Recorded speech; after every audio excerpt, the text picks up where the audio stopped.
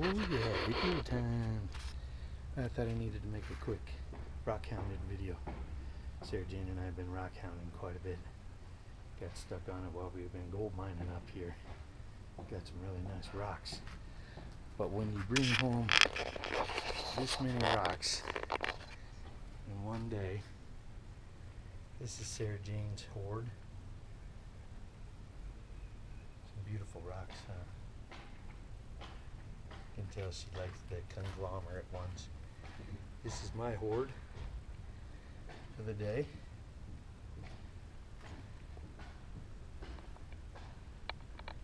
Pretty cool.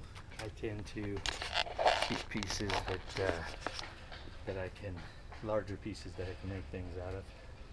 I just thought I'd make this video just to show, you know, give some ideas of things to make out of your rocks, because we all bring hundreds of rocks home every year and have nothing to do with them.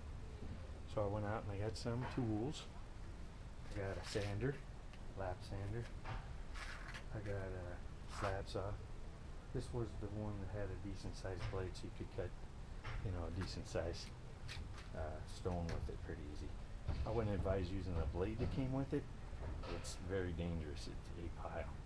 And also, I wouldn't advise this machine because the bearing went out too already. But with a different blade on it, and I hooked the bearing, then it still works really good. Works good with an aftermarket blade. Anyway, this is what I've decided to do, is make chess pieces out of all the different rocks. And I looked up some ancient chess designs, and these are the ones I decided on because they were all square edges and they were fairly easy to make. This is, you know, quite a few attempts at making them, but they're coming out better and better each time.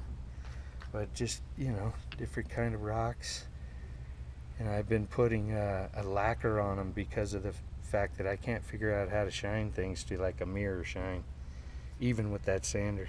I get them really close, but they're just a little dull, and I'm tired of seeing them that way, so I've just been shooting them with a little lacquer. Same thing with the pendant medallions that I've been making, like this one. This one is actually part of that rock right here, and this I think is a piece of what do you call it, smoky quartz. This one I just recently cut open, and I made two of these rookies out of it. This one I forgot to do the belly band, so I got to redo it on the machine. But that's what that looked like inside. Outside was pretty awesome. I didn't even want to mess it up. I didn't want to cut it. At first it was twice this size. As you see, it's got some pretty cool features in it, but I figured that's enough to keep. And here's what I've been making. This is what I made this week right here. So you got the pendants right here that go into those pendant holders, and then anything that breaks or is odd or anything like that, I try to just make into different pieces that I can drill a hole in and run some leather necklace line through it. That's it. Those are my new chess pieces I just made. That one's gonna come out awesome. You can see right through that. And those pieces will be in the pendant holders that have that are see-through. Each pack of these pendant holders came with one that was like that, and with those agates in there, they look awesome. But I mean, you can even get little things like, oh, like this little necklace thing, and you can just drill a little hole in any rock you roll or tumble or whatever, and pop that in there, glue it, and throw some leather necklace line on it, and there you go. Alright, well, my dog is going crazy. You might see nothing. He's just always a big punk. Anyway.